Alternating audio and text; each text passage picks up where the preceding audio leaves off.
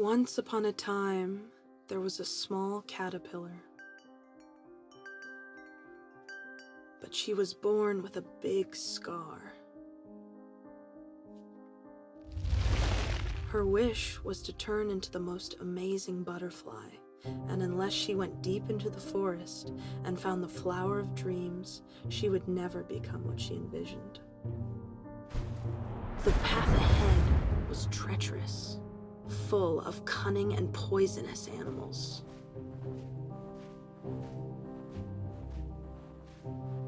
She inched along unnoticed, despite a snake lurking in the woods. But her dreams were stronger than her fears, so she continued on, deeper into the forest.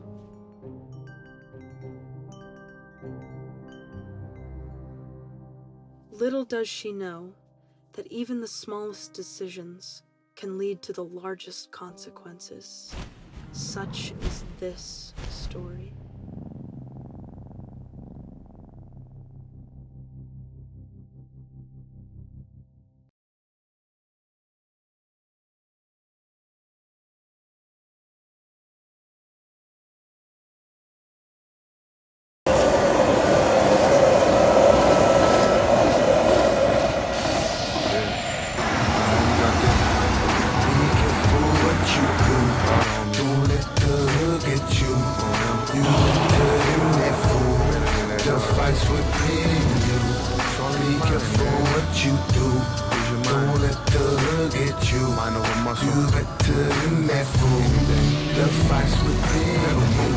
You won't Apollo on switches. Now things is different. We want 26, so went from lip sucking to Henny sipping. Now we all grown up, got bills and kids, and baby mama's tripping. Family still bitching like when. So you know, like living in Los Angeles, LA is like so colorful, and not only that, but like, you know, when I was driving through LA, I noticed such a big difference between West LA and East LA. And I really wanted to capture this difference and bring it up to the big screen. So what best way to do this than go to East LA? And luckily when I met Sarah and her family, they were like very nice to let me in. And I spent so much time with them in their house for months, I would say for months, right? Yes. Most of my peers were gang related. You know, my brother passed away. A lot of people really close to me all passed away or ended up getting like 200 years, 2-3 life sentences. I was really feeling for the first time in my life like maybe going to jail isn't so cool after all. Maybe dying for my hood isn't something that I want to do. Because growing up, honestly, I was like a soldier, you know, in a war. I dreamed about it, you know, getting shot, big old shootout with people, police, and end up dying, and my homies wearing, you know, my name on their sweater, throwing it up on the wall. It was actually a plan for me, as sad as that may seem, you know. That was my mentality at the moment. I became a gang member like at 13 years old. I got incarcerated at 13 years old, and it's not because I wanted to. I think it's because I was kind of limited of what I could really be, you know? So it's that, like, no one gives a shit, like, about these poor kids and these kids that have no dads, and these kids that their fathers are alcoholics and drug addicts, and that there's nothing but gang members all around their community, and people are getting shot and heroin overdoses. No one gives a shit about this. And plus 2 years ago, they murdered my nephew, Alberto Guerrero, 2 blocks down from my house. So he's right here. We love you, Beto. Yeah, Alberto is, you want to say a couple of words? You are And this his is his mom. mom, my sister. Hello. What can I say about Alberto? He was a loving. He was a Casanetto kid. He was lovable. He'll give you shirt off his back. He always put Daniel in place. That was Daniel's favorite cousin. I couldn't believe it. Yeah. And it hurt me more because they killed him on his son's birthday. Yeah. It's okay. It's okay. It's okay. Just let it all out, sis. I mean, Alberto, he grew up in the West neighborhood.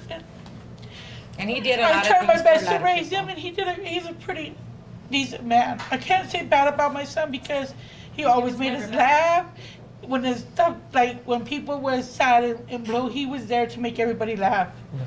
You know, he was always saying he wanted to be a fireman, but then he said he didn't want to run into fire because he was scared of fires. But other than that, he was the type of person that would give you a shirt off his back. Chata is wearing his shirt in the movie. Right. You know, so it's life happens, like things like this happen, tough things happen, you know, but like all these emotions I feel like makes us stronger. And when I look at you guys, this accident didn't separate you guys, but instead it made you closer. You know, like Daniel is working harder to prove himself that he can be successful. Angel, look at Chata. I mean, all of you guys just like grow so much closer together. This song's dedicated to my homie in that gangster lean. Why'd you have to go so soon?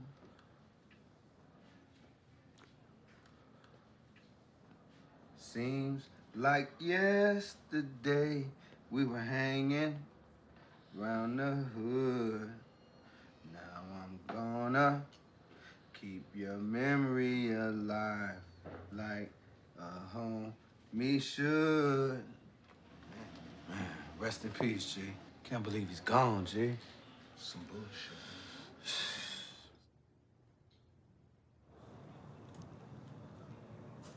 He's an amazing kid.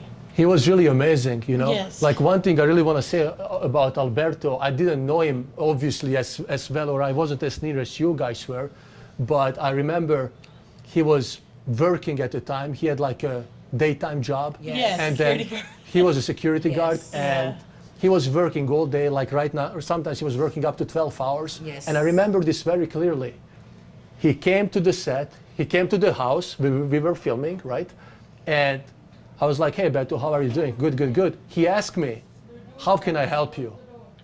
He was so selfless, you know? And he just wanted to go out of his way and do his best to aid this project. I mean, I never experienced anything like this, especially in LA, where people are like, have so much ulterior motives, like they want something, they're playing around your back, you know? Exactly. But Beto was so honest, such an inspirational character, you know? And his energy was like so motivational to do our best on set, to turn this whole experience into something great. Right. In respect for him, you know?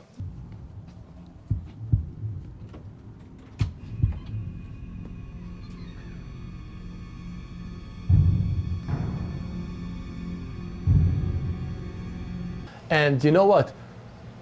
I took lots of risks to go and film in your neighborhood. Hell Yeah, yeah. yeah, you did. Hell yeah. Not just you. Not, I just really, you. the honest truth, I was looking at you like, and I told my sister, I'm like, is he crazy or? Why? Why am I Is crazy? he? The reason my thought and you about you coming over here to the hood was like, bro, like, because most people like you, because if me and my homies would have seen you, man, I'm sorry to say, It's okay. would have robbed you. Rob me. Yes. Rob me, hello fucker. Tell me. Like, but that's just what it was. You feel me? Like, Yeah. if somebody sees somebody like you walking down the block with a camera, with a pocket full of money, with a new iPhone, all that, right? They gonna look at you. Yeah. That's what we They call would've robbed scheming. That's scheming. Scheming. That's when like we look at you and we just like, all right, like we know who we want, we know what we gonna But get. see, Just one adjustment there. I came with camera, I came with crew, but I didn't come with money. Because there is no money. They still would have brought your camera and whatever else. But see, one thing about wants is that if you go to a person's house Come to that me. is well known, Yeah. like I told them, you know, they're here with me. I don't want none of y'all messing with them. You know, It's leave the them respect that alone. they give.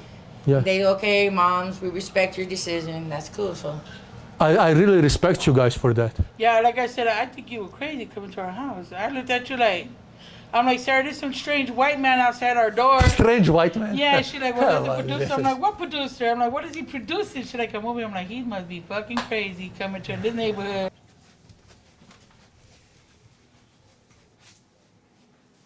There you go, kids.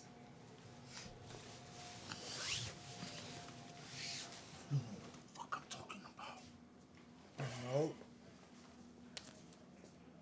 ¿Qué quieres hacer con él?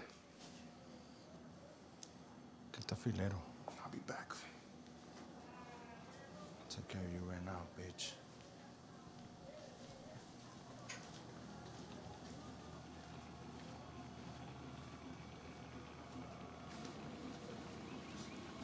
You guys enjoying the sandwich your mom made? Maybe show your brother a video or something. Vieja, turn the volume up. A little louder.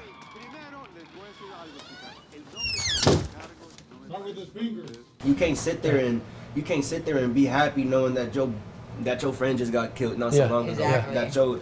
Then you gotta wake up worrying about if somebody's gonna just shoot at you or if like the cops is gonna hold you up or some bullshit. Or beat you up or shoot you for no reason. Because every day, walking to school, coming home from school, harassed. Yeah. Getting banged on. It's just another day, normal day. For no reason. But then like at some point, people like me, I got used to it. It was.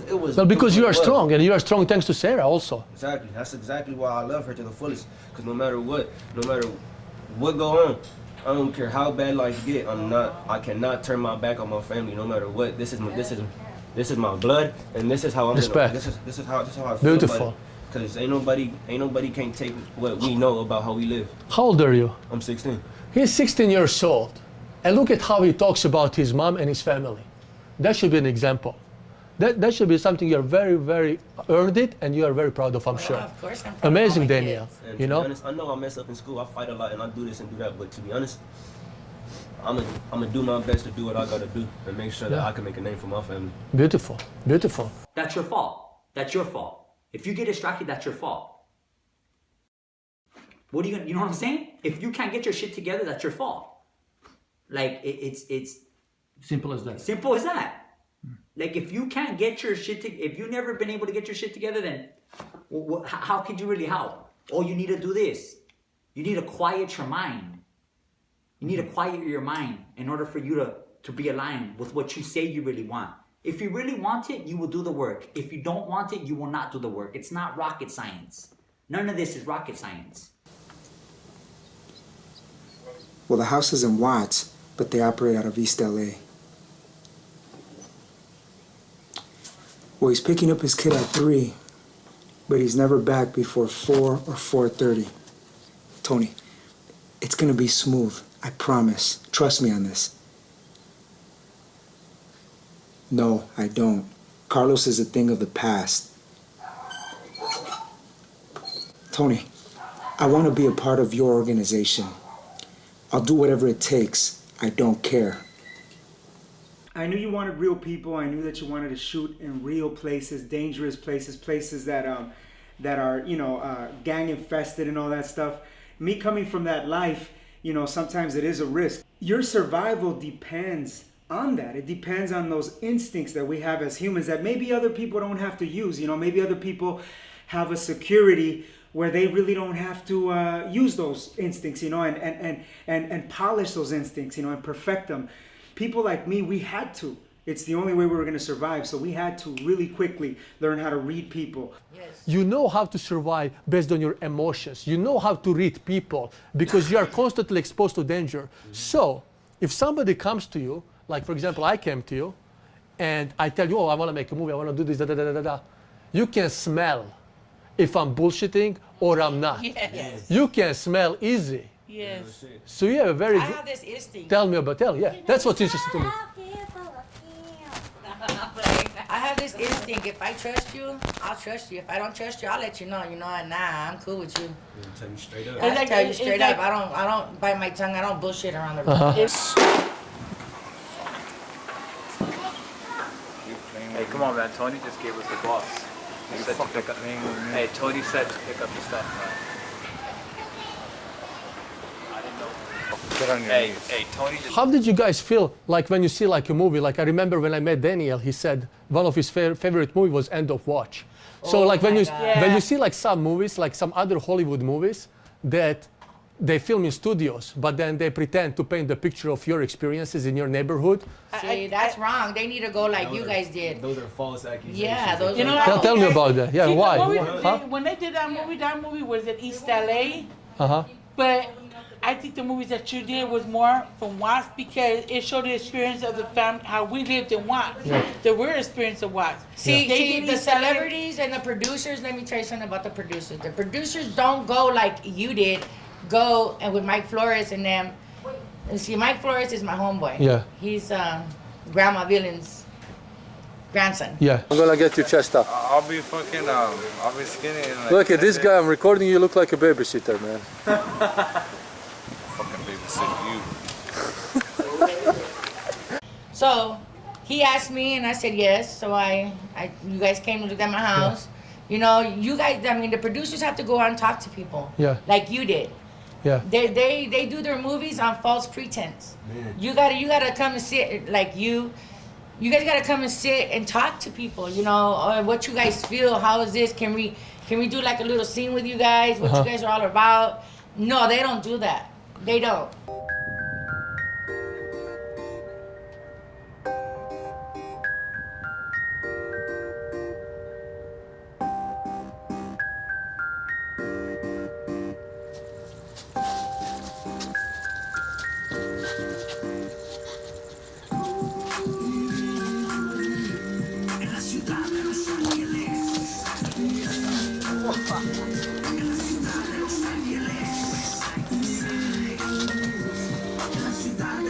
Daniel,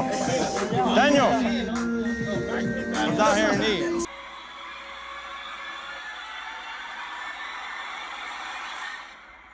This is Max. Come on, Max. What's up, Max? What's up, Max? I remember you when you were like this big. Who's gone? He wants to run away? Yeah. Oh my god. I didn't know this was happening. Shit. He's fast, man. He's gonna be an athlete, huh? Yeah, quick. See what's up. Okay, look at this. Father, son. All right.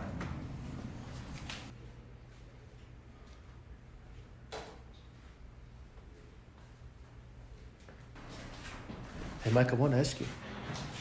What is this, bro? What is that? Is that the fitness machine? It's a stripper pole. If you What? want to learn stripper pole, we do stripper aerobics. Are you showing me some? Let me see the performance. I got a couple of dollar bills in the car. Let me see. My homie was in the cover and catch me that you put your arm like this. I can't do that shit. Look at that. This was such a good footage, man. It was good. It was good. Like, My baby mom was actually a dancer, exotic dancer, so this is how she stays fit. yeah. Do you remember the day when I changed the diapers of your baby? Oh yeah. Can you believe it? I did that. It was just, I mean, if you believe in something, you're there 100%. So what made you believe? I mean, you give me like 110%. Yeah, I think at first I just thought you were crazy, very passionate, and it was like your energy was always like a little higher than everyone else's energy, and you were always excited. Some of us didn't feel the same way, but I think towards the middle of the movie, filming it, we all started to feel the same way. We were excited. And I don't know if you remember this, but there was like one scene in the movie that I really wanted to shot, and I really wanted to shot it at Alvarado Park in downtown. And I said, hell no.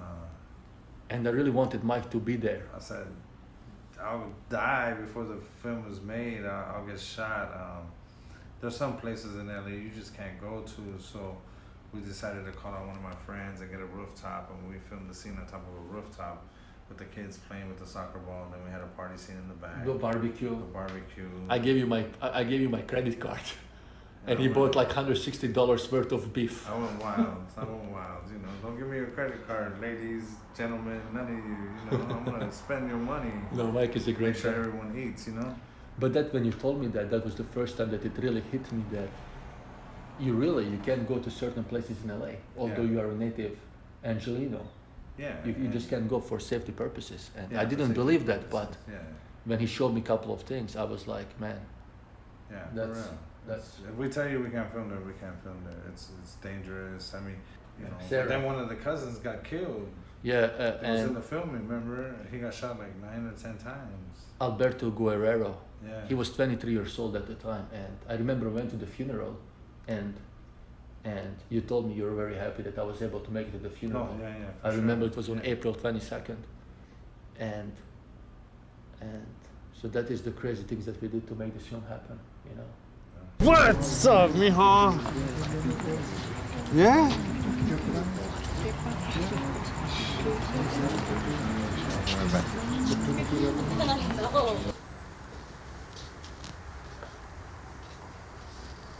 boy.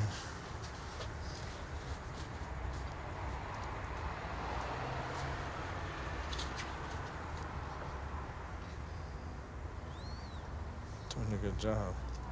The bigger bags break this up. Okay, everyone. Michael Flores, or in my movie, goes by Carlos. Carlos. Look at us, man. Man, I'm much. we good looking. That's We all are I good can say. looking, but the thing is that I'm much younger than you, but you look younger. Let me zoom in. Let me see Nah, that. don't zoom in. Look at this guy, I haven't so even young. shaved. Look at me. Man, I have not I haven't shaved. Look at this thing, man. Prison, I haven't shaved. Prison made me look younger. That's all I can say. Prison did it. You know, I'm thinking prison. Come here, bro. I appreciate it. Man. Yeah, always, Thank you. always. Yeah. I think it's simple, you know, if you want to be, for me, if I wanted to be the most righteous gang member, then I channeled my energy. If I wanted to be the most righteous drug addict, and I'm saying these examples because this is what I did, then I would channel my energy. We all know how to channel our energy. If you wanted to be a football player, what would you do? You would practice and be a great football player. So this is nothing uncommon to my psyche as a child. So you want to be a great actor? You just do what you've been doing all your life. But in this.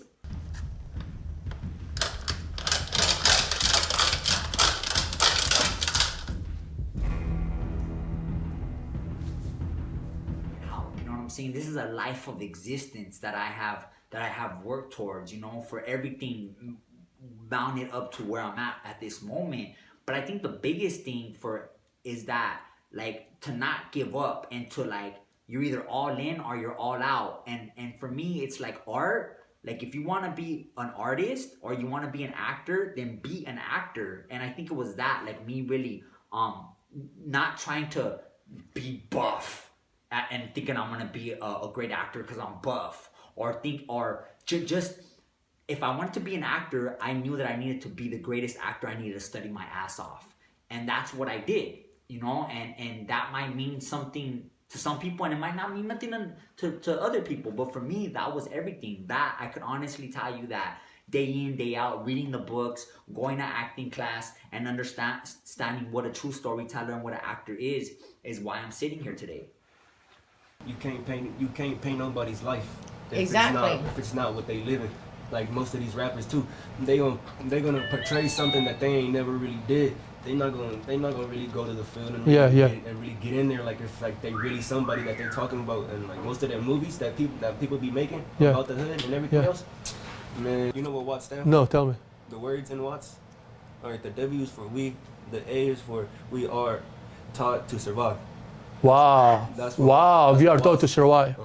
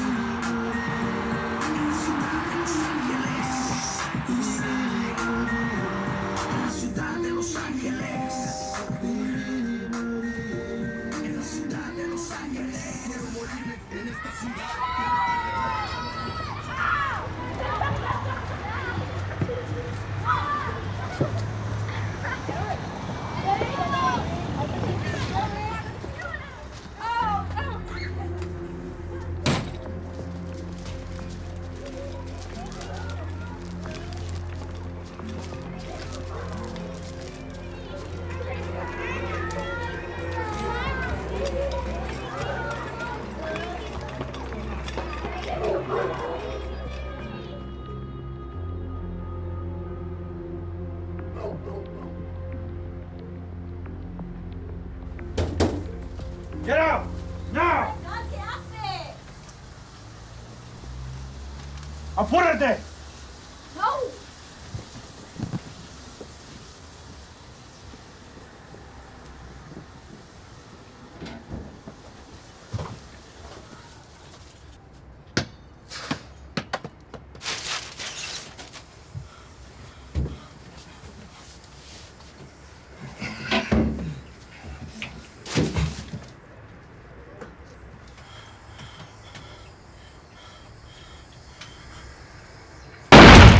I was a 7-year-old broken kid. I didn't have nobody. I didn't have nothing. And but what could I really do? What could I really do but except do just feel that what I'm doing is good enough. Like what am I really gonna say right now? You know, because like a lot of people that want to help out communities and children like this, you can't just come in for a couple days and then expect everything's gonna be all right. Like these kids are going through this shit day in, day out. You know, if you really want to help, then you gotta be more than just a weekend warrior, just more than like, oh, just come in for a few days and try to help them. Like, but what could I do? I can't do nothing. I was that broken child. I can't do nothing. And plus, at the end of it, like I have my children to take care of, you know, and like, but there's nothing that I could really, I could really do. There's nothing I could do.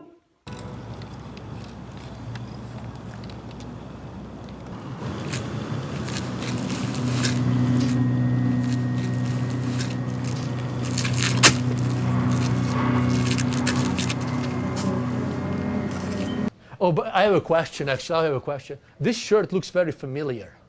Where does this shirt come from? It's from a scene Uh-huh. that I got shot in. He got shot in a scene. Yeah. Never. I thought it was a white one. And he was on the top of the roof with the shirt. They bought two. The one that had blood on it, the one that I'm wearing right now. Uh-huh. I just think the movie just changed my life. How did the movie didn't change your life? How did the movie change your life? Tell me. I'm putting you on the spot. I'm gonna get famous one day or not. Like Daniel said, never give up. They look up to each other. Daniel's a good role model to you. Just keep on trying. Never look down on yourself. Yeah. Freaking awesome. I just want to say that like this guy, he has such a tremendous memory. He has a great memory. And then remember when Mike Flores, he forgot his lines? And then you came to him and he asked you, Angel, what do I have to do? And he's like 30 years older than you. And then you explained it to him, remember? Yeah, he's a very smart guy. And he also lost weight, so now we can play soccer for real. How about that? Astronauts make good impact and make good money, and I can help my neighbors, my neighborhood. My grandfather told me it was hard for me to be an astronaut because my family is poor. But I know living in the United States of America, dreams like this can come true. Great job, Daniel. Good job. Good job. So I was really surprised, you know, like one day Sarah just calls me and she was like, can you do me a favor? And I was like, sure, what? And she says like, can you go to the school and talk with the dean of the school? Because Daniel's about to get kicked out of the school, remember? Yeah. And you and I, we talked there and we had some incidents with Daniel. Remember what happened? Yes. Tell me, Sarah, what happened? He went with us to school and then they told us that Daniel is very intelligent. I mean, is that Daniel makes his choices and sometimes he makes bad choices, but obviously he's good. He's getting good grades and stuff, so he needs to stay out of trouble. How people reacted to you is the same way I reacted to you. You know, I did that. I used, you know, those neighborhood instincts, you know, to read you. And honestly, I must say you came off legit. You know, you came off as someone that was honest, you know, and sincere about what you were trying to do. Not only that, but you know, you were serious, and you never, for once, I never felt like I was wasting my time. I felt like you were here to take care of business. So in return, I trusted you, and I gave you my trust, and I gave you my all because of that. And I think that's the reason why you got such a good, great response from a lot of the other actors. Also, you know, the places where we filmed, I noticed how people reacted to you, you know, and they seemed genuinely pleased, you know, with your presence and accepted you. And I think it's because of who you are. A lot of us in this movie, we're really from that life, but we're also professional actors. So yeah, coming from doing movies like Fast and Furious with Justin Lin, you know, Harsh Times, David Ayer, you know, he has all these great movies, End of Watch. He's worked with so many big actors. Working on these movies, I worked with big actors, Christian Bale, Paul Walker, you know. I think that it's great when a director like you chooses people like me to put on a film, because that is credibility for me to use and for these kids to see that people like me, you know, can make it. I really wanted to create like a very unique vibe, and that is why I was willing to take the risk and go to What's Neighborhood and make the real deal. Mm-hmm. You know, because I believe it doesn't matter how much money you have. Doesn't matter if you film your movie in the biggest studios. Doesn't matter who is your biggest actor. I think you can never recreate the energy and the feeling that you get when you go where you ain't supposed to. Exactly. It's priceless. Bro, I got the utmost respect for you, dude, because you walked up there with your head high, with your shoulders right, while everybody was looking at you. Like who this dude, you feel me? And everybody on the block was just like, staring down at you, and you was just chilling, you feel me? We're gonna make it happen. We have to make it happen. No Most options. people, they gonna put their head down and put their hoodie on and keep it pushing, but you, nah, man. Thank you. Said, fuck Hollywood all don't that. got nothing on Watts, that's all I gotta tell you. Represent, always represent You don't got it. nothing on Watts because you didn't go to Hollywood, you didn't go to East LA. The real deal. You went to the real deal. The real deal. You went to Watts. And I don't know if I should say this, but there's something that really warmed my heart working with you guys, and that is what happened during filming. So people might gonna hate me for this, or maybe his father would. It's okay. But I have to say this because this really touched my heart. During filming, remember, Daniel's father always said to Daniel, what did he say? Like, don't film, you're wasting your time. It's not gonna happen, it's bad, it's bad. And then when we've put together like a little teaser, raw teaser, and I sent it to Daniel, and he called me. And he said, even my father loves the trailer. Remember when you told me that? I got goosebumps, you know? So, thank you very much, guys, for your time and for everything. How about a group hug? How about let's do a group hug. And Beto is always with us in the spirit. It's really thanks to him a lot. And thank you guys all. You're always welcome in my house. You're to us, your family. You and Thank you. everybody. Thank you. Like I Mi said, I casa, appreciate su you. casa. Anybody trip, I'm tripping with you. Thank you. Thank you. My house is your house, yours, and all the actors Like I and said, I actresses. appreciate you coming to my son's funeral. I didn't. Now I don't see none of these real producers come and did what you did and Exactly. say your last respects to my son. Well, I think that's why it's going to really reflect with audiences, because when they watch it, they're going to feel it's the real deal. But honestly, man, I do thank you for the opportunity you gave me, dude. Of course, man. For real, like, Of course, man. like most people, like they gonna look at you and be like, no, that's too much work. But you feel me? But like, I like to work. You feel me? I like to do this. But and all about the movie, thank you for it. I appreciate course, the fact of that you course. put my family on the screen, on a big ass screen. Yeah. And I appreciate it because you kept him out of trouble. We're Yes. worldwide, my dude. Yeah. Like this ain't just like in like the U.S. No, we everywhere. And see, Like I that's what appreciate it it is. because you kept Daniel out of a situation where he could have like ended up in a gang. I'm not saying he was, Yeah. but like you said, watch you basically be around gang members. Yeah. Basically, you get jumped into gangs. I appreciate that because he had a mentality not to do it. Yeah. But with you coming, it made him more, how you say, Positive. optimistic to do Yeah. things that he wanted to do. Him and Angel, knowing that the school that they go to was right across the street. Yeah. They seen a lot of stuff, and it made them more powerful and more optimistic to learn things. Thank you for saying that. Yeah. And I'm happy if I could be like a small part in aiding Daniel in the right direction. But honestly, I don't think I did much. I think it's Well, all you thanks did to a lot. Sarah. Well, thank you for saying that. But I really think it's a big credit to all of you guys and to Sarah for being such a strong role model. And also, it's a big part to Daniel, because Yeah. at the end of the day, it's Daniel who's going to make the choice. And he Right. decided to be on the right path. And we're going to make this movie. I'm going to fight for this movie to blow up, to be big everywhere. I want this movie. I want people from all walks of life to know about this movie.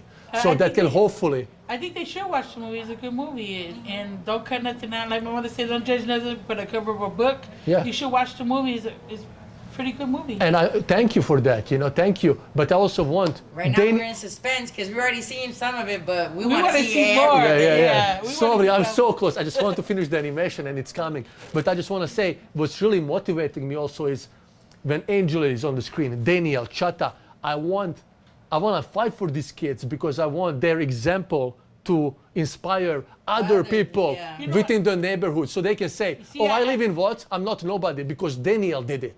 Angel did it. Look at Chata And starring see, next to and I Cesar think for Garcia. you- And I think them seeing this movie about us living in Watts in the struggle that we went Yeah. through, and knowing that he's known and Angel's known, they're gonna be like, wow, they came from nothing to something. That's gonna give you the realization. And that's gonna make you can another do kid something. that has low self-esteem, that got Yeah. bullied, that think they can't make nothing. Look at the kids that case for watch. Trust me, all the schools are waiting, all the principals, all the deans, all that are waiting for this movie to come out. I believe that if you have a great mentor and you have somebody to walk with you, not talk to you, walk with you, to be there, to be present with you, that it could change a kid's life. Y'all wanna go to Watts? You need a tour guide because you're not gonna know what you're doing. Don't go there by yourself, Don't go there especially by at night. yourself. Come and get us. How about, what about the group hug? Yeah, it's a group Let's go, group hug. Angel, you fall asleep here. He's falling asleep here. Angel would play this game. How's the group hug work? I never got the group hug in LA. Like, how does it work? Hey, Like Always representing. Always. Perfect. Thank you, guys. Thank you very much. Thanks for your time, Sarah. No Thank you, problem. Chata. Thank you. Thank you very much. I mean, it's just all, and I mean, for me, I think the biggest thing that stood out was you, and just seeing your drive as a human being, as a man, and willing to sacrifice everything. You get me? Like, it doesn't matter if you're a first time filmmaker or a vet filmmaker. Like, when you see the drive behind somebody, you can't. For me, I can do nothing but really acknowledge that and really like tip my hat to that, because it's a beautiful thing when you see the gleam in their eyes, when to refuse to lose, and that's what you had in your eyes, you know. So I was like, dude, like, you know, congratulations to you, you know, because not a lot of people in this world have the drive like you. All right, beautiful. Look at me. All right, falling back against the door right there.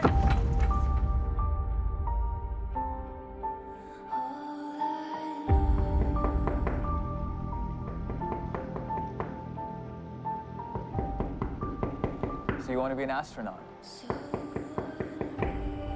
I heard that you're good at math. My teacher said, anything I want to do, I can do it. So maybe he's lying. Some motherfuckers have killed your brother. Smell that blood? I feel like a man now. My grandfather told me it was hard for me to be an astronaut because my family is poor. But I know living in the United States of America, dreams like this can come true.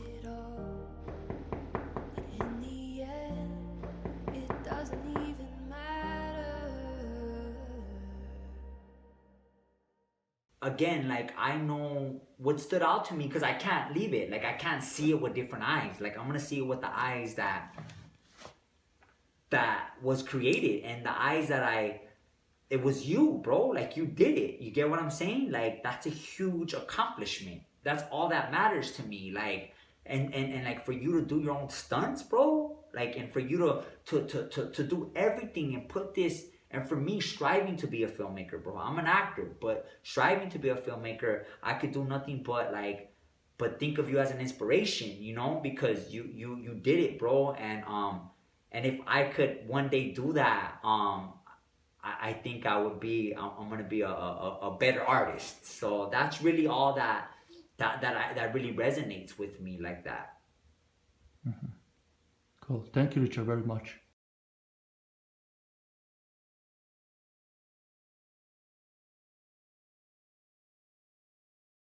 There's no such thing in life as something for nothing. Yeah, well, your actions have to reflect something tangible, you know, otherwise it's just a fairy tale. You know, I'm gonna work with, could you hold on a second?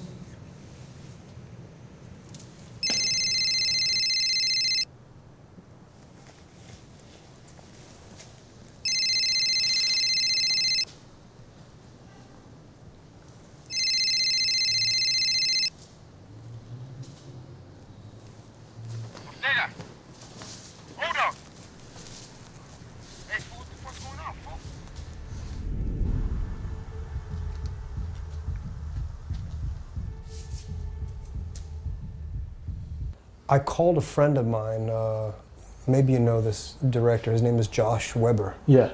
And so I called Josh just to say hello, check in on a couple of things, and we talked a bit, and he mentioned you, and he said that he was really impressed with your spirit, admired your no bullshit attitude, that you would not, no surrender, that if you were not happy with a take in the film, if you didn't even like, he said, Robert, you know, Attila is a perfectionist, and if he doesn't like a sequence, he'll just throw it away. If he doesn't like the film, he'll reshoot it. And that's basically what he told me. But the point is that you were not excited about the finished result, and so you said, you know what, I'm trashing all this, and I'm going to start from scratch, and until I get it the way I want to. And I thought, wow, I think I'm going to like this guy, meaning you, because I'm pretty much the same way. I'm a perfectionist. I see a lot of examples of people just getting by with mediocrity. Yeah. And basically the sense I got about you before I even met you was that you were not a man of mediocrity, that you would not settle for anything until you had things exactly the way you want. I thought, wow, okay. And I think was my introduction to you before we actually got on the phone and talked. Yeah. That's true, you know, I'm a perfectionist. I mean, I'm putting my heart and soul into the film because I believe that is the only way to resonate with audiences, you know, because when we sacrifice so much to create something, people have to respond to it. Stanley Kubrick was obsessive compulsive. He's great, you know, 2001, Clockwork Orange, Full Metal Jacket. I mean, go down a list of movies this guy's made, and you know, it's just incredible. That's Francis Ford Coppola, Apocalypse Now. But my point is, I think what all these directors had in common is that they were extremely neurotic and borderline crazy when it came to getting it exactly the way they wanted. If they had to do 100 fucking takes, Kubrick would do that many to get it finally the way he wanted it. And he would be relentless in terms of how he felt his piece needed to be communicated to the world to authenticate that vision the way he felt. When I made the movie, I never wanted to compromise anything. Yes. That's why it took me time. Because I want to make a movie exactly how it is in my mind. I wanted really to transfer my vision to the screen. So I don't hate things. I don't like to use the word hate. But I really hate Robert. What I really hate is my first rough cut of my movie. It's a garbage, it's a disaster, it's so hard to watch. Yes. Makes my stomach hurt. I understand this, meaning that I've been in situations where I watch films and my friend's like, Robert, what do you think? I'm like, You know. So you're unusual that you can look at your own film and see this and then say, you know what? I'm not going to settle for this. I'm going to fix this. It drives me crazy, you know? And that's why I'm so confident in the movie, because I go so deep within myself that like I almost reach insanity because that's how I go mad, Robert. I can't sleep, I go mad. But then after a little time, I keep watching, I keep rearranging, cutting, adding, and then bang, I have what I wanted. And then it hits me and I just cry.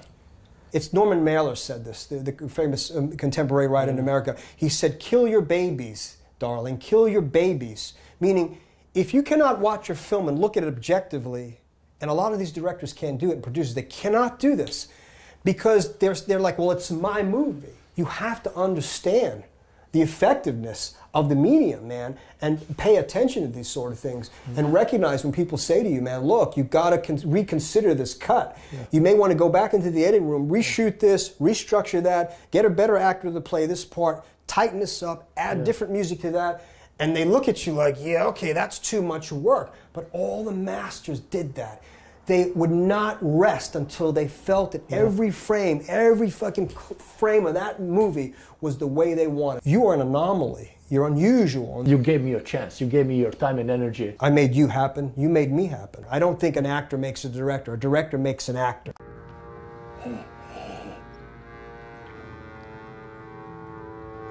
When life is thrown into chaos, the brain tends to focus so much on finding a solution that it fails to consider the potential consequences. And Lord knows, there are always consequences. The greater weight of responsibility lies on the director because the director is dealing with so many elements of production, you know, the actors, the writer, you know, all of this stuff, and not just one actor, all of them, and how well they're either, you know, are they working well together? Are they, you know, are they bringing the vision to life the way I imagined it? Are they blowing my mind with things I didn't even anticipate? But my point is that what I noticed though is that you see directors like this who've allied with actors, and they have shaped, and I dare say put them on the map, so to speak. They actually have. And so I think the really good actors, the really gifted ones, want to work with these visionary directors that have the ability to do stuff like that. So do you want to because it's work so with me uncommon. again? Absolutely. Long is the way and hard that out of hell leads up to light. So filmmaking is like you start in the dungeon, the basement of fucking pre-production, you know, and then you go from there to the next level, which is okay. Now we're filming and dealing with all these fucking actors and the producers and they're the money people. Holy shit! And you know, oh shit, I got to finish this, and you know, and then you know, you hope you can make it to the light before you cut your fucking head off.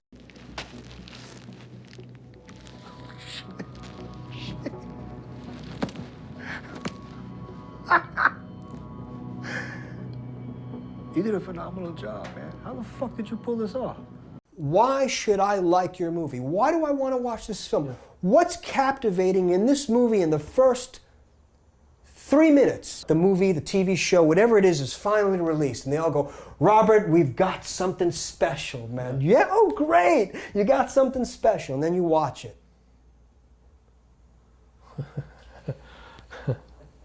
Yeah, you really got something special. So, the jokes are, it's like they want to know if I can be perfect and if I can act. Hey man, can you fucking direct? Can you produce?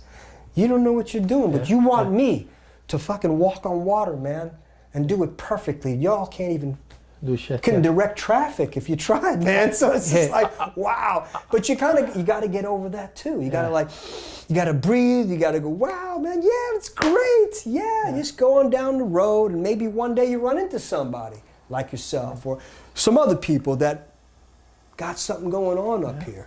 And they're courageous enough to be honest and look at their stuff and go, okay, it needs some work. I need some work. You need, we all need some work. We got to continue to sharpen the blade, bro. Sharpen the blade, because if I keep taking this blade, hitting something, eventually the blade gets dull, man.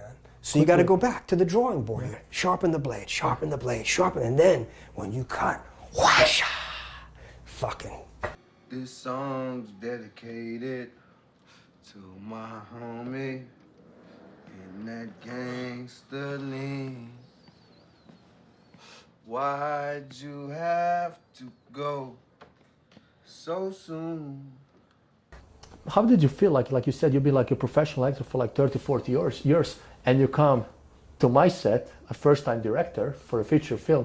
Weren't you like a little bit intimidated? Like, this guy has no idea what he's talking about. This guy doesn't know how to communicate his ideas. I mean, you just recently wrapped like Clint Eastwood's newest movie, the Mule, right? Mm-hmm. And you're coming from Clint Eastwood, and then you gave me your chance. You gave me your time and energy.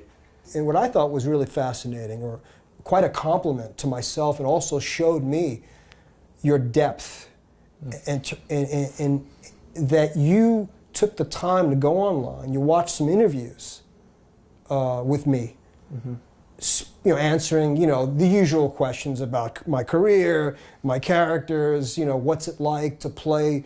What I found fascinating about you was that you took the time to watch those interviews, and you noticed things in the interviews in terms of my answers in relationship to the person who was interviewing me.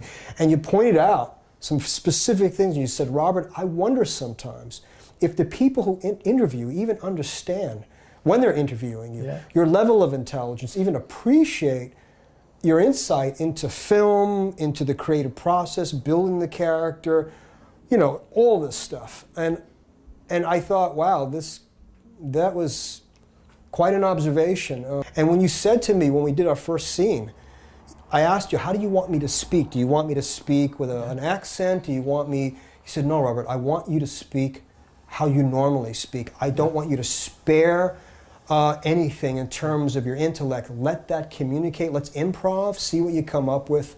And I thought, wow, he's given me quite a, you know, he's quite a bit of, you know, he has a great deal of trust. He had a great deal of trust to allow me that room to kind of play with the improv. But I think from what I saw and what you've showed me thus far with the cut of the film, is that it proved fruitful in allowing an aspect of a thinking mind, not a talking monkey. The independence, I think, of the final will always be, the true independence will be the final refuge, sanctuary for any true artist that has a real vision and a genius. Sure. And meaning the genius in how they continue to apply themselves relentlessly to achieve a disposition of greatness because they've done the work. You got to sharpen your ability so that you can cut through all the bullshit politic play, and they cannot negate you because they're looking at your movie going, Nick, I don't even like this Attila guy, but did you see his fucking movie? Yeah. Wow. You gotta get him to do this, Attila. You gotta have him do this. Wow, did you fucking see that, man? And then people start talking. Oh. And then next thing you know, other people start talking. Yeah. And then the people in that drive the big cars and working in the big agencies, and this guy with the last name and the other last name, though you heard his name, and do you know who that is? And all that stuff. They start hearing the buzz on all these other people talking, and it starts raising, and then you reach them, and they go, and then they try to call you, and then you deal with them the way you want to deal with them. You got to have them go, wow. And in order to do that, like I said earlier, a couple things have to happen. The celestial body of the universe has to open up and grant you the luck. You have to have the luck. Luck is a lot of it. It's a piece of it. You got to have the know-how. Yeah. And you have to have the genius to be so meticulous and detailed oriented that every aspect of your frame, your characters, their performance, your story, everything has to line up perfectly like stars, man. Yeah. And the next thing you know, people go, whoa. They look up and go, damn, did you see that? And that's how it's done. Otherwise, you just, like I said, you get stuck in the bin of mediocrity, and it's just like another movie that's like another movie that's like another movie that's like another movie, and bang.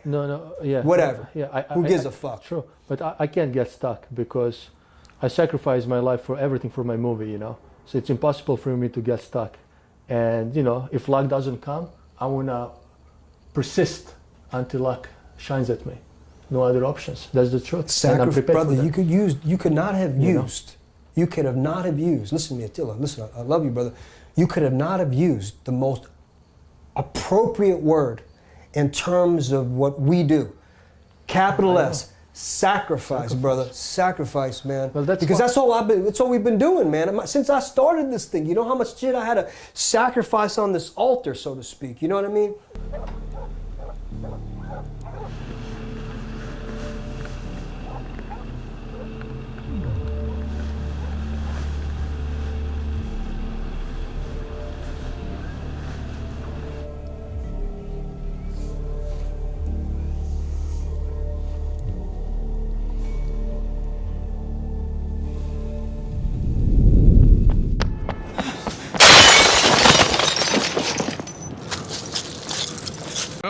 So he jumps out, shatters the window, lands, he proceeds to that direction, but then he stops because another guy is coming from that direction, another guy from that direction, he looks around, he notices the ladder, get the ladder, he notices the ladder, he runs to the ladder, the guys are coming after him, he goes up the ladder,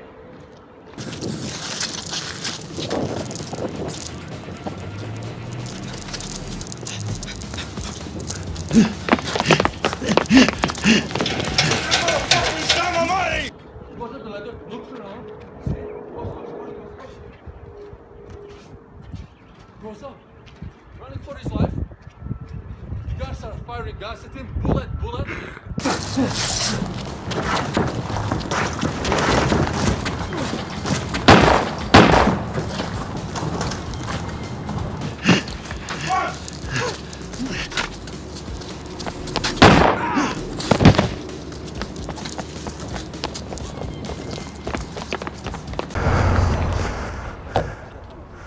So we are here at Willow Studios in downtown LA. I'm going to introduce you my very good friend Gideon. Gideon is the owner of the whole place, like the whole studio. And he came here just like me with nothing. And you know, it took him some time, but this is like one of the biggest independent studios right now in LA. You'll see it's huge. He has like all kinds of sets. You'll see, I'll show you. We did the breakaway glass, the most complex scene in the movie. So look, Shia LaBeouf, Cannes Film Festival, Amores Perros, look at this. Mick Jagger, Rolling Stones. guy from Twilight. Bang. Wow, you got the whole page, yeah? So we are here with Gideon. Oh, sorry, Gideon. No problem. He helped me tremendously. You know, this is the big studio, Willow Studios, one of the biggest studios in Hollywood, like one of the biggest independent What you studios. should do, you should take a picture of the walls here before you start. No, we already did outside in that office, but we're gonna do it here too, you know. And Gideon helped me a lot with the movie, you know. So, go ahead. Say. I believe in young people, and this guy here come from nowhere, no money, no language, and he fight through all these monkeys in Hollywood. And it looks to me like he's going to break the ice. We're gonna break it big time. Break it big time, Gideon. Big time. What? He's gutsy, he's not scared, he's going through with no money, and he's kicking. He said, no money, no honey. True. But look at this office, like sitting here with the Gideon, I feel like Tony Montana in Scarface, you know? Who can mess with us? Nobody can mess with us. Nobody can mess with you. Nobody can mess with us, you know? If he mess with you, he mess with me. Hey, I just want to say one thing about Gideon. And when we filmed our most complex scene on your rooftop, remember we had to take away the glass, we have to change your glass with a breakaway glass and whatnot. And I scheduled to film in the studio, but the next day Ridley Scott comes here to shot the Verizon commercial. Right. And your people call us and they say, we cannot film anymore, it's impossible because Ridley Scott is here, he took your place, he's gonna shot here. So I remember I was with my friend, with my hair cutter, she happened to shave my chest. Yeah. And my friend calls me and he says, I just talked with Gideon and we cannot film tomorrow, it's impossible. I say, what? He says, we can't film. I stand up, I leave the barber shop, so my chest half shaven, half hairy. Yeah. I sit in my car, I come downtown LA, I come to Gideon, and what Gideon does, I'm never gonna forget this. You reschedule Ridley Scott so I can film. That's it. Who the hell is he? He rescheduled Ridley Scott, who paid him like I don't know how much money. Money me. is not important. You know? Important is to be a man of your word. You shake a hand and you do what it takes. Are you getting the sound? I think it fell? Yeah, I get it. No problem. Everything under control. Is the sound so good so far, everything?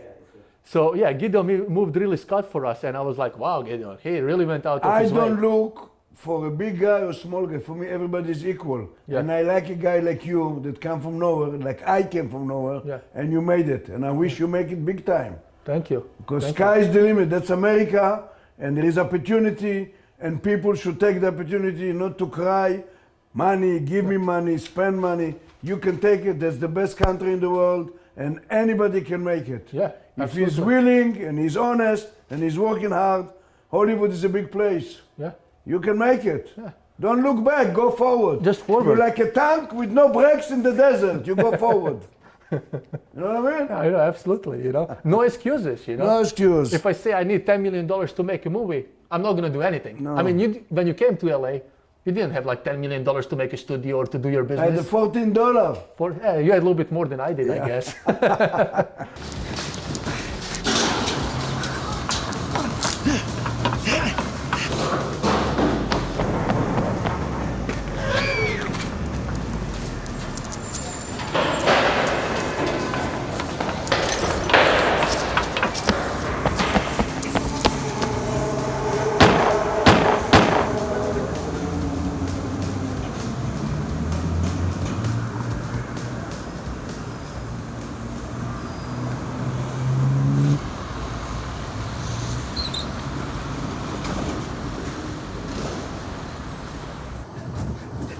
I need to use the restroom.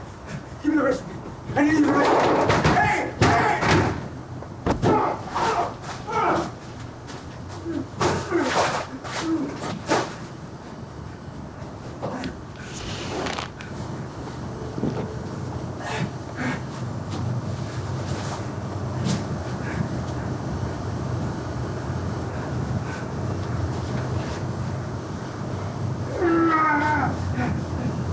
Representing always. right there. And the head too? Big Liverpool fan. Dude, 5 games, 5 wins. Uh-huh. Perfect start. His son is number 6. Look.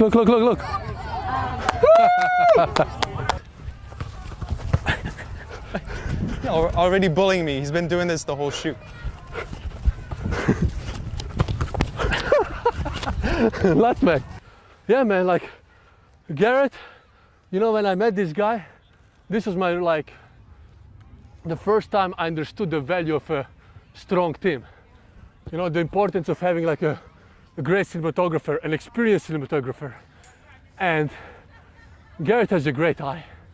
And the good thing that I felt like over time we got closer and closer, that like I don't really have to explain the scenes or the details.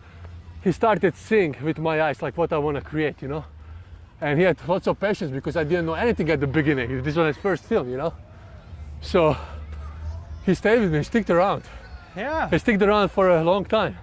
Yeah. And he's one of the few people who actually saw the rough cut. And was pleasantly surprised.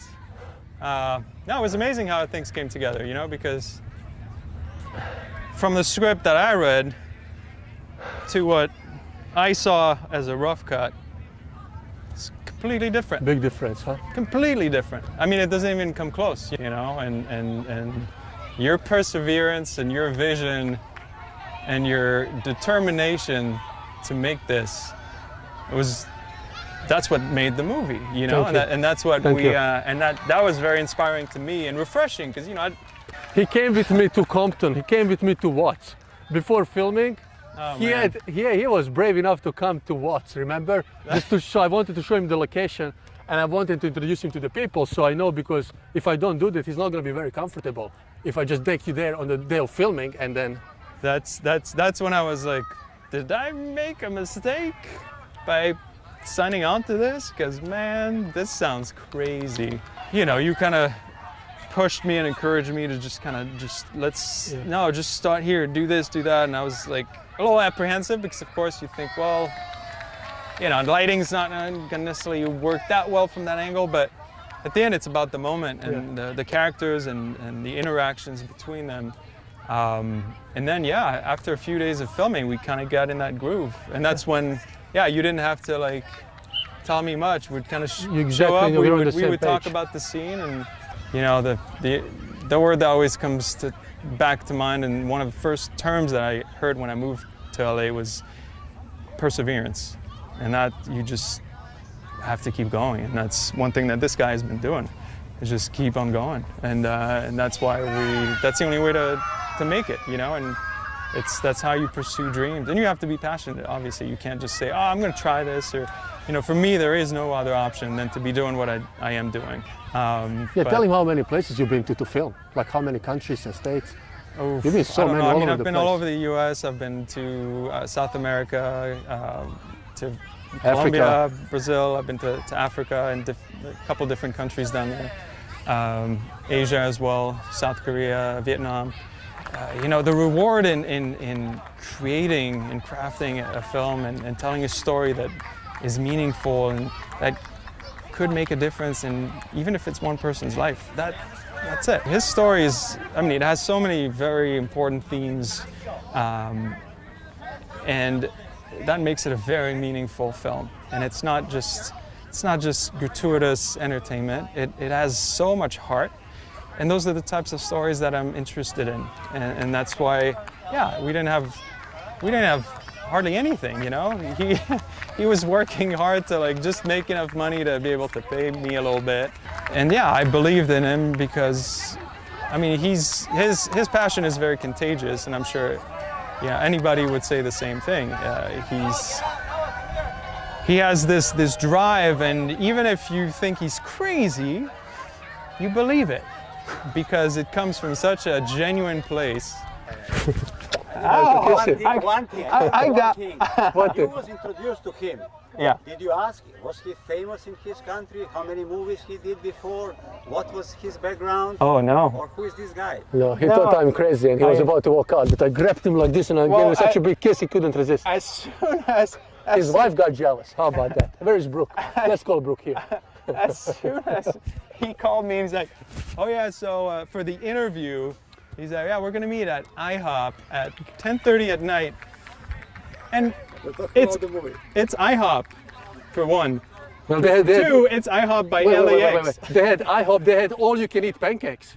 Yeah, so he was hungry. He orders this giant stack of pancakes. During the whole interview, he's eating 20 pancakes while asking me all these non-film related questions, like how, all these weird questions. Like I was what? like, dude, Like what?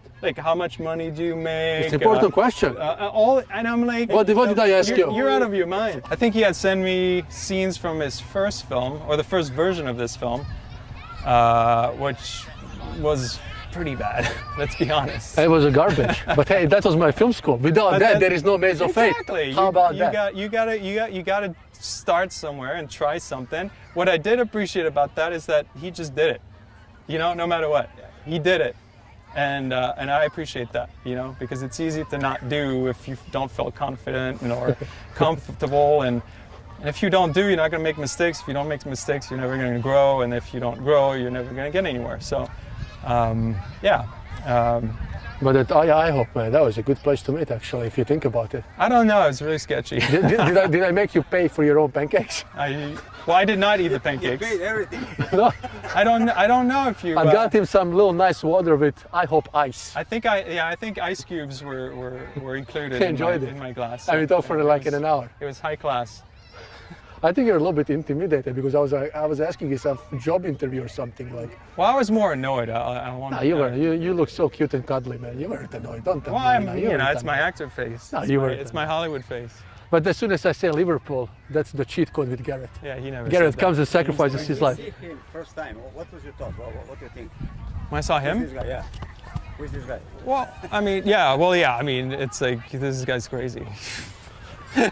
Garrett, say something. He wants to make a big budget, box office, Oscar-winning film. No, how many Oscars do you remember? How many Oscars I said? You said 5, I think. Cinematography? Yeah. For you, my friend. Cinematography. Writing for you. Writing, editing. Directing for him. Editing for Itai. Itai. Producing. And then for Ishan and I. Ishan, yeah. How about that? So he wants 3 Oscars. That's it? No, I didn't say. No, I only said Oscar nominations. Oh, that's right. Sorry. So don't paint that picture. Oscar nomination. Yeah, so that's Garrett and I, man. Win nomination.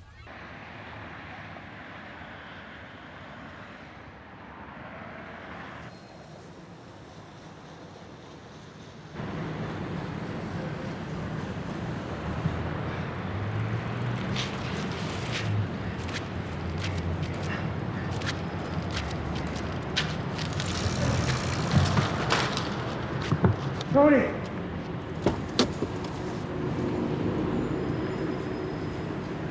Here is I want to introduce my friend David. David. Nice meeting you, Attila. Good to see you again. The energy. All right. And we have known each other for the past 6 years, and David was of a tremendous help for me to put this movie together, So, David, please tell us a little bit about how we met and what is this place we are in right now, So where we're at right now is we're at the Dick Clark Productions screening room, and I've been here since 2012. Before here, I was at Miramax, and I ran their screening room. Yeah. And I was there for about 8 years. Miramax is the Weinstein brothers. Correct. Pulp Fiction, Right. all the Quentin Tarantino It movies. used to be nice to say it. There used to be a time when I could say, "Oh, I worked Yeah. for the Weinsteins." I can't say that anymore. And Everything changed the that past all couple of changed. years, right? But you can't take away the body of films. You can't take away My Left Foot, Yeah. Sex, Lies, and Videotape. Chicago, Gangs of New York, Confessions of a Dangerous Mind. You can't take that away. Of course, those are So the City of classics.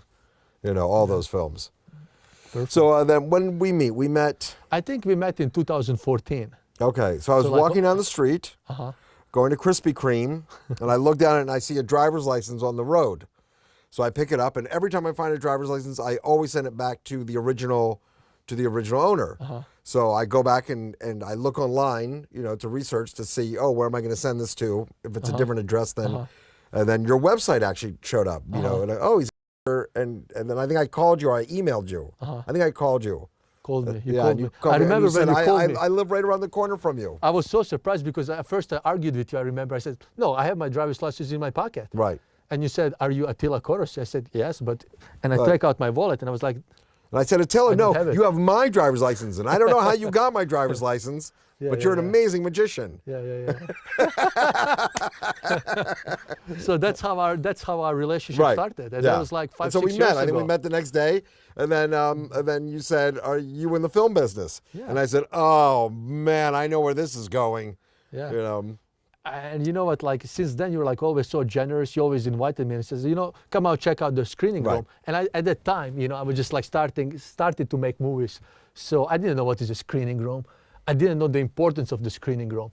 But then with my very first version of the film, I came here and I remember you put it up on the big screen and I was like, wow. Why had you already made that film yet? That was the movie. That was the movie that I made by experimenting. So this is not the same movie. Like what I was working on back those times, it was like pretty much my self-taught film school. So I bought like $150 camera and I was filming on the streets, everything. I tried to put scenes together, segments like I remember together. all the stuff at the airport. At the airport, exactly. You know, so that's a completely different movie, you know.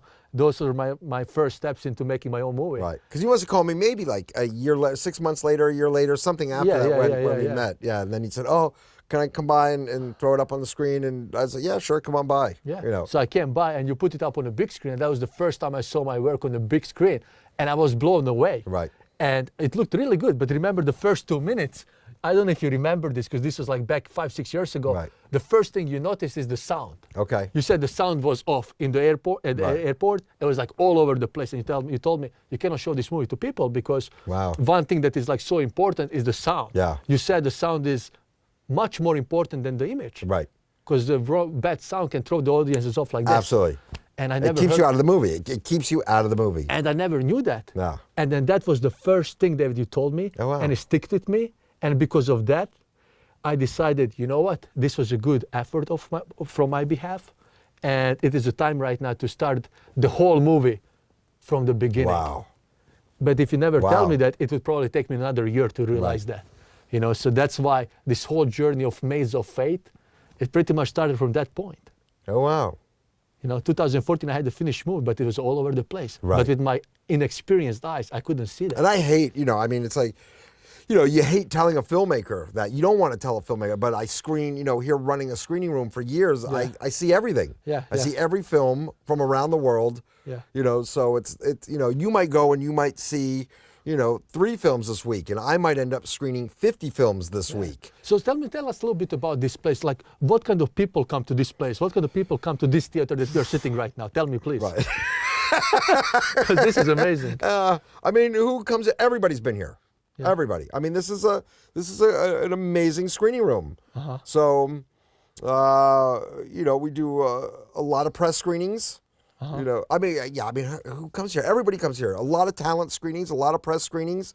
You know, like the first time mid-90s was screened, it was screened here for Jonah Hill. Mid-90s, Jonah Hill's movie that he directed. Right, so right behind you was Leonardo DiCaprio, and then, you know, whoever Leo was that's with. it, Leo. And then over here was Bradley Cooper and Rashida Jones and Jonah Hill and, you know. It's like the Hollywood bigs, like the A level. They come to this theater and they watch their work. Rick Yorn and, you know, and you know. Yeah. So, yeah, we did all the Revenant in here. The Alejandro, you know, as soon as he came back from up north, you know, they were here for, I think, six months every day. You did the Alejandro Iñárritu movie here. Correct. Revenant. Yeah. I don't know if I told you that, but like one of my first movies that hit my heart was Iñárritu's first movie, actually, Amores Perros. Okay. You know, so that's pretty cool that he came here, you know. And what did he do here? He came here with his cinematographer, editing crew, or just like by himself, or how? Tell me a little bit. Yeah, and just and watch every cut, you know, they would watch every visual effect, every edit, every screening for talent, every screening for the composer, every screening, you know, and it goes on and on and on. Yeah. And then right after they left, then Ghost in the Shell came in here. Rupert Sanders was Ghost in the Shell. And then, oh God, there's been so many. But all the big people. Yeah. And then on the flip side of that, then I have all the filmmakers with the, you know, the first time short film, and then I have all the you know, documentarians. I mean, you know, like let's say Free Solo, which won the Academy Award. You know, the first press screening would have been in this room. For Free Solo, that won Best Documentary, for Oscar for Best Documentary, So I mean, like, imagine if I never lose the driver's license at that fated day, I would probably never hear about these screens, because, you know, I came to LA without knowing anybody and with no connections whatsoever. But like this loss, like serendipity, you would call them. I got the chance to meet you, and then we talked, we hit it off, you know, and then And you've done several screenings here, and it's great to do a screening. It's important to do a screening. So important. Because that's when you get judged. It's one thing I say to, to make the film, to write the film, it's all isolation. You're doing it all alone. You're writing it by yourself and trying to raise funds. And then making the film, it's all combat. You're just fighting just to get the thing made. Yeah. But when you finally screen the film, that's when you finally get judged. Yeah. That's first. It's you're reading the screen, so it has a sort of a literary element to it. But then it's like, oh wow, I'm handing it over. Now people have to judge me for my work. I remember I'm always so nervous when I come to the screening room with like random people. I'm so nervous too because I'm so naked. Like when you see my movie on the screen, it's like. Plus, you made an incredibly Americana film. Thank you. I mean, you saw it a little bit. I remember you saw bits and pieces. Absolutely. So and more than bits and pieces, because I always see it in the back while it's playing. Yeah. So and it's not a it's not a Hungarian or a Serbian film. It's very much an American Los Angeles story. With all your characters. Yeah. Thank you. With the Chicano culture and Thank you. But I just love seeing you in scrubs. Yeah. Seeing you in medical scrubs was medical great. scrubs and like performing a little thing. Yeah, that was cool. And then I have to say, like I never knew this before. Like like when I play the movie, like like you said, all these like people that I don't know. Right. I can't really watch the movie because I'm looking left and right. I'm trying to see the reaction of the audiences and when they smile, if they are confused, if they are looking at their text message, if they are sleeping. So all those little details. But at the end, when people like random people, strangers, when they clap. Right. Yeah. And you see like so many details on the big screen, like when it's like dark. And I think this theater has Atmos, right? No, because it's too small. But it's a 7.1. It's a 7.1 Dolby Digital. But the way this room was designed is really unique. All the walls behind all the fabric is curved. Yeah. So this room is actually loved for its sound. Thank you. I mean, everybody loves this room for its sound. Yeah. Yeah. So you see things. I mean, it really helped me when I watched, because I watched it a couple of times recently, like a few months back, and there's no way, for me at least, to see how can I improve the movie unless I watch it on a big screen. It's so different when I watch it on a laptop or like a desktop screen. Right. I mean, you see like there's a soul to the film, Oh, because you're reading the amazing. screen from left to right. When you're staring at a monitor, Exactly. you're staring at a monitor. When it hits the screen, all of a sudden you're reading that screen from left to right. So all of a sudden, and it goes back to, it's like when you watch older films as well, and you look and you really see how they utilize the whole frame, back in the day, because. Yeah. Because you're constantly showing dailies on film, and So I just want to say this was very helpful for me to grow as a filmmaker. Oh, great! And not only that, but also to improve my movie. Right. Throughout this journey, because you always have to let it marinate, at least for me, right. to see new things, how to improve, what to improve on, and the fact that I was able to screen it in the same room as Alejandro Iñárritu, who has like 4 Oscar, who is 4-time Academy Award-winning director, But a lot of people, like, Denis Villeneuve, the first screening of Blade Runner 2049 for both Harrison Ford and Ryan Gosling was done. Or like you said, DiCaprio sat right there, Yeah. and now we are sitting here, and it's all because I lost the driver's license at that day. Can you so the believe it? moral of the story is lose your driver's license all the time, and you'll meet amazing people. Sure. Thanks, David, man. Perfect. Absolutely. Anything else you would like to add? No, I'm always supportive of filmmakers. I'm always supportive of independent filmmakers, and I don't always necessarily open it up to everybody. But it just comes down. It just comes down to personality. You know what I mean? It's you meet someone along the way, and you're like, I like the personality. I like, you just get a sense of people, and you're like, I like what the person's trying to do. And you want to see it succeed. You want to see it break out. Thank you. Thanks, man. But for me, it's like so hard to imagine that you don't like somebody because you're like such a charismatic, amazing personality. Like you're happy, always smiling. So I was like, every time I see you, and I just want to hug you, David. Anyways, but thank you very much. I appreciate you allowing me to do this. My pleasure, man. I can't wait to show you the finished product, man. Yeah. And we're gonna screen it here again, and I hope you're gonna sit in a seat and watch it with me together. Absolutely. We'll hire another projectionist to run Another projectionist to run the place. Yeah, that guy. Oh, perfect. God. Amazing. Thanks for coming. Awesome, buddy. Good to see you, David. Thank you very much. Here we go. We're doing it. Woo-hoo-hoo-hoo! This is why I came to America, bro. This is why I came to America. Feels so good. So good. Feels so good. This is Sean. We met, it was like 6. Very close to New Year's. New Year's 7 Eve. years, right before my birthday, I think. Oh man, so much harder to sprint on sand. Shit. How are you doing, Steven? I'm doing all right. You good? What's up, bro? Thanks for coming, guys, recording us. Yeah, no problem. What we do is, Sean? We capture those unscripted images and those moments in life that never come back. The golden images, you know? Something you go out with the camera, you don't expect it's gonna happen, and guess what? It happens when you don't expect it. Boom, in your face. What about you? What do you do? I'm a cinema photographer. I like that. Lots of creativity I see in your eyes. Yeah, you guys seem pretty creative too. Yeah, trying to be, you know? Yeah, try. Never creative enough. People ask me, when are you guys going to vacation? I tell them, we are on vacation every day. What are you talking about? You live in vacation. Yeah, exactly. You know? So much to do here, so much happiness. One big moment for me that I was like, I want to affiliate myself with this guy is I went from the gym, I was going to Barnes & Noble, and you were coming from Barnes & Noble back to the gym. And it was New Year's Eve, December 31st. Like 8 o'clock when everybody's deciding to go out. Yeah. But you and I both, either we were in the gym or we're at the bookstore, learning, getting better, you know, evolving. So what do you guys like to do for fun? For fun? Yeah. Well, I mean, I know about your work, but... I like to do abs for fun. Abs, I like to do a little bench press, I like to play basketball, I like girls, I like watching movies, I like reading a lot, especially comic books and philosophy like Marquis de Sade, like Friedrich Nietzsche, the German and French philosophers. I love them. What about you, Sean? A little bit of that, you know, a lot of sports. That takes up a huge part of our life. And then second, you know, trying to come up with new things, some things that haven't been invented before, and challenge. That's what I like. Challenge yourself every day. That's fun for me. Never even, and tell me if I'm wrong, but he's always honest with me, I said it earlier.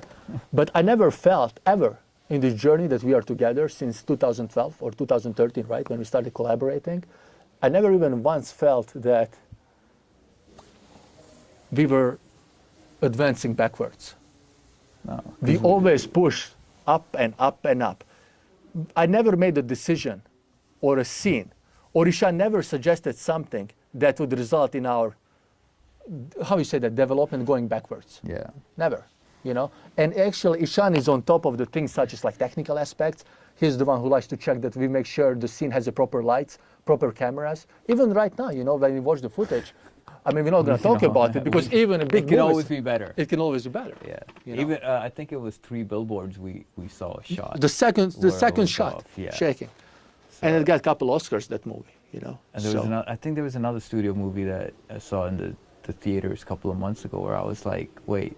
But I'm not going to mention the movie. And it was like a $50 million movie or I'm not going to mention the movie. I think I told you, right? I know. It's actually, no, it's $100 million movie. And after this camera, I'm going to tell you which movie is that. But I remember when I showed you the trailer and you saw the special effects. Oh, yeah. Man, you were like, what the hell is this, bro? They did. You know? Yeah, that was. But it doesn't matter, you know?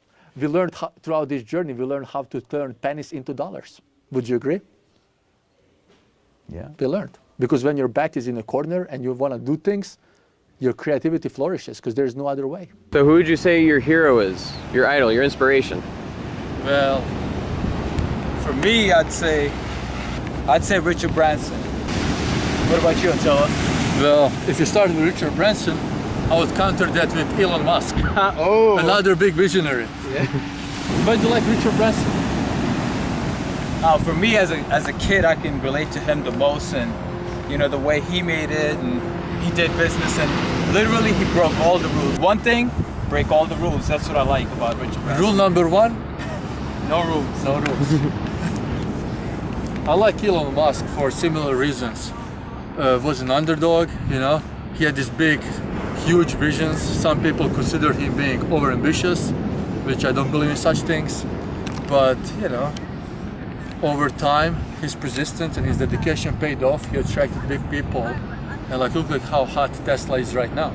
And then he's venturing together with Richard Branson to the SpaceX program. It's very important to have somebody's back. And it's easier. Ishan is not just somebody. Ishan is somebody who is loyal, but more importantly, loyalty is very important. He's honest, and he's not afraid to express his opinions. I mean, when we make some shitty sins, you say it. It's a shitty sin. Well, it's to make the product better. Exactly. It's but no, I'm it's saying, not. You say it though. Yeah, but you I'm not. It's not like directed towards you as a human No, being. I never it's even directed. wanted. Yeah. If we want, you said you want Oscar nominations. Yes. Well, guess what? He's doing when whatever we're, he when can, we're so he filming can- something, and if it's not at that level, Yeah. I'm gonna tell you. Yeah. It's nothing against you. It's about challenging you to make the product Yeah. better. Yeah. You know. True. True. It's how are you gonna get there if So the work is not being done? I'm very happy and I'm very glad that we have this partnership, you know, because I don't know many people who have this kind of collaboration and partnership as we have, because we are filming all day, Dragan, we are filming all day. Very risky, lots of stress, you know. I mean, he has to operate lots of people, but imagine me as a director, I'm much higher, so many, he comes to me. And then guess what? We go home, we sleep 3 hours, and we go to work. We go to work. And we finish work, then we go to the second job. And then, oh, I saved like $300. Oh, he saved like $300. We can do this more scene. We need maybe like 20 times that much. And then maybe next month we can film another scene. You know? But he never even excuses, never even wants. You never say we cannot do it. And that's what I like. I say I want Oscar-nominated picture with this. And you can call me arrogant, you can call me cocky, but that's my confidence that I want to do. But Ishan never even once questioned that belief. More so right now, he's always like, yes, we need theater. Well, we need this, we want that. We are fighting for that because what we have been through. So, what movies inspire you to do the films that you do? You know, I'd say somebody like Sly, Sylvester Stallone. Just seeing his emotion on screen the most and relating to that story, to Rocky, you know, defined it for me. You know, the same concept Arnold or Sly applied in their own life, Elon Musk and Richard Branson applied too. Yeah. And Ishan and I are applying as well. Because lots of people are gonna say, especially in the film industry or other industries, regardless, they always say those naysayers, you know, Yeah. you can't do this, you're too slow, you have an accent, this and that, excuses. Even if everything is perfect, they're still gonna find something, you know? There's nothing ever perfect. And there's nothing wrong with that because, you know, that's part of who we are. That's part of the human nature. Yeah. And like Sly said in the movie Rocky Balboa, the newest Rocky, right? It's not about how hard you can punch somebody, but instead it's more about how hard you can get punched and keep coming back. You gotta enjoy it. You know? You gotta enjoy the journey because if you don't enjoy it, that's when it gets you. And you got depressed, you got stressed. I mean, look at this. This is where we live. Now, take a picture. How can somebody be depressed or stressed in a place like this? I don't know. It must be difficult. It must be really difficult, you know? Unless a person has a vision or a clear goal in life, like what they want to accomplish or how to get there. So find what your passion is and pursue it. No excuses. Yeah, no. Go out and do it. Because if you're not gonna do it, guess what? Somebody else is gonna do it. And I'm very proud of what we have, Ishan. I'm very proud, man.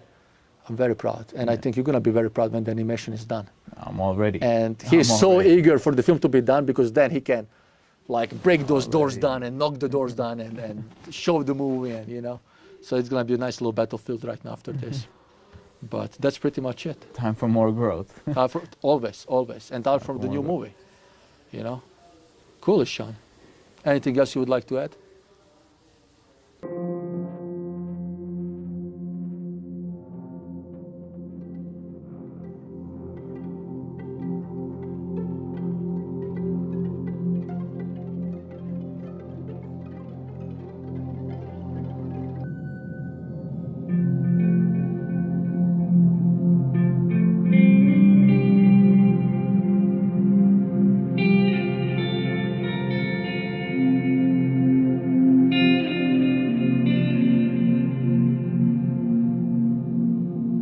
We are here with my sister, Anita, and she's also the executive producer of my film, Maze of Fate.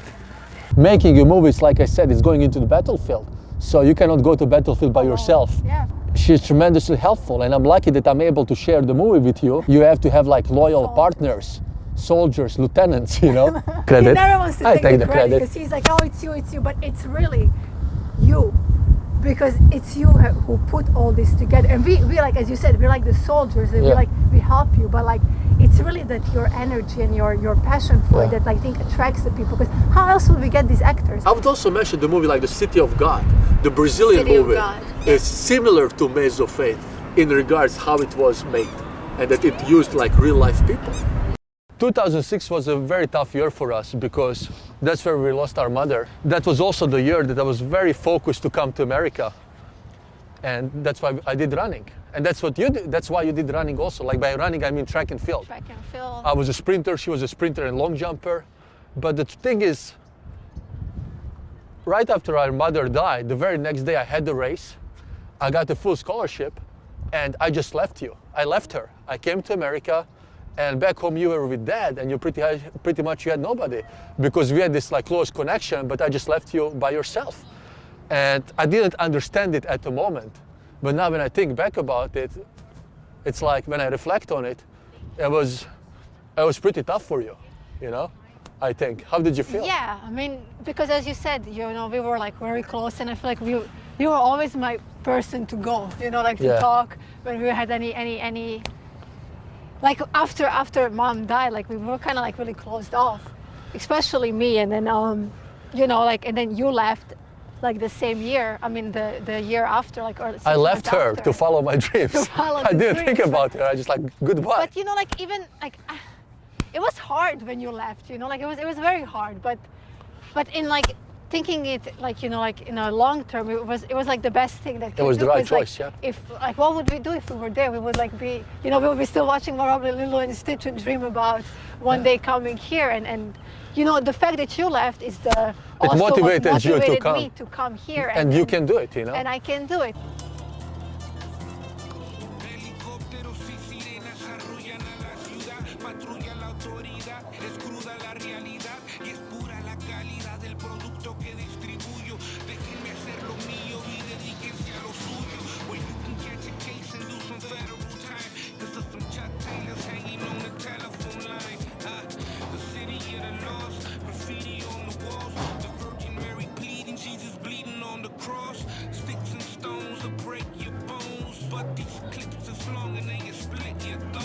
But that's the interesting thing about making your dreams or following your dreams, because it's not all sunshine and rainbows. You have to make the sacrifices. You have to make the sacrifices, but it's easy to say to make the sacrifices. But sometimes these sacrifices, they're like tough, emotional, they're bloody, you know? Yeah. And in retrospect, I mean, right now, like you said, it was the great choice, but at the moment, you had to, I mean, back in the time, you had to suffer for like 4 years, you know? And those are the years that she went in high school, so those are the toughest years. When she's growing up, you know, the challenges and, you know, all the things that you're facing as a teenager. Hold this for a second. I don't know why you got so mad at me back there. Because you didn't control your emotions. He called you a liar. Yeah, but it was only a basketball game. You can't behave like that here. You were much different when you were home. You were never afraid to punch back. And what do they accomplish by punching back? Tell me. If I get into fist fights, they can easily lock me up. Do you think I came to America to spend my time behind bars? So how do you explain when people like Cage succeed? They don't. Why? Because of karma. In life, Anita, you always get what you give. It's as simple as that.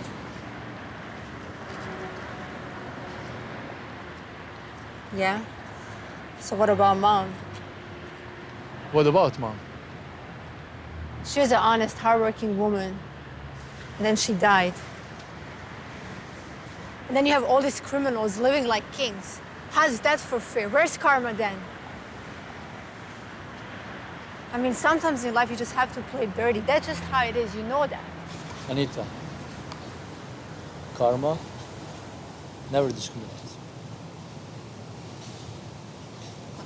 Yeah, but you know the fact that you were here, that you were in the States, as you know, like as soon as like you know, like you hit high school, like you know, you wanna like party, you wanna like drinking, boys, and this, that like never happened because like as soon as you left, the goal was very clear that I want to go there. You want to come too. I want to be here too, you know, and I want to make it happen. So kind of like I paved the way for you, that like you look up to something, there's like kind of light at the end of the tunnel that you can follow. In the darkness. Yeah.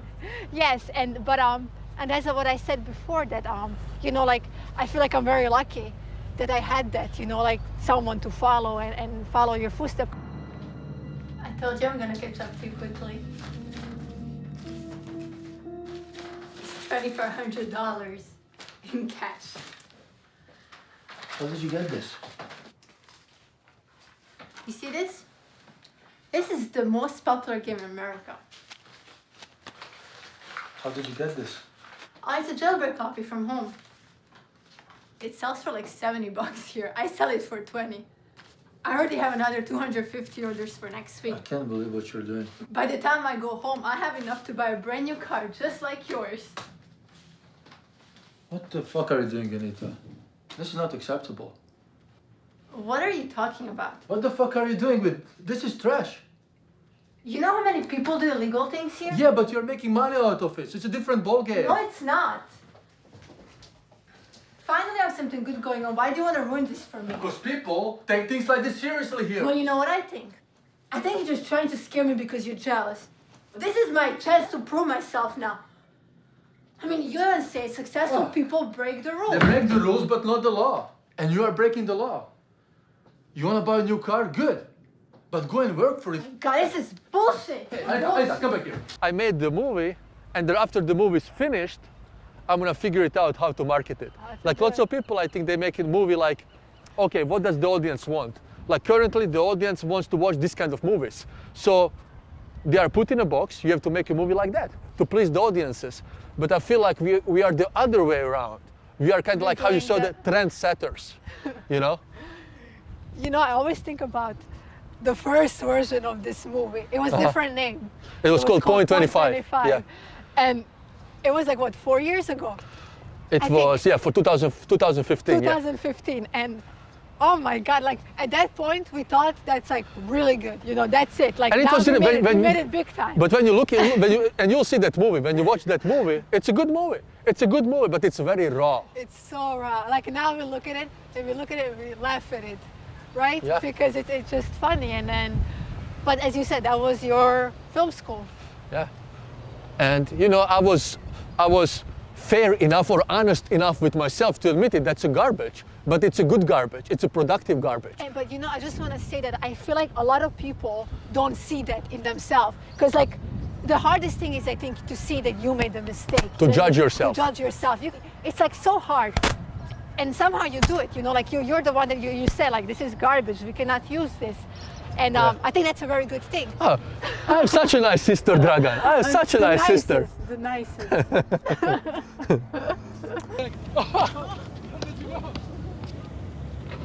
Oh. Good stuff. Look at these guys. What's up, Attila? How you doing, man? Hey, good to see you, bro. Good to see you. Thanks for coming. Of course. That's my sister, Anita. Anita, Sean. Hey. Nice to meet you. Come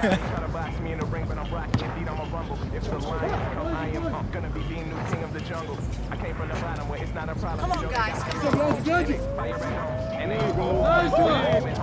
I made it out on my own. The homies know I was alone. But they be calling my phone if they needed some money. And of course I was alone. Now I'm in the zone.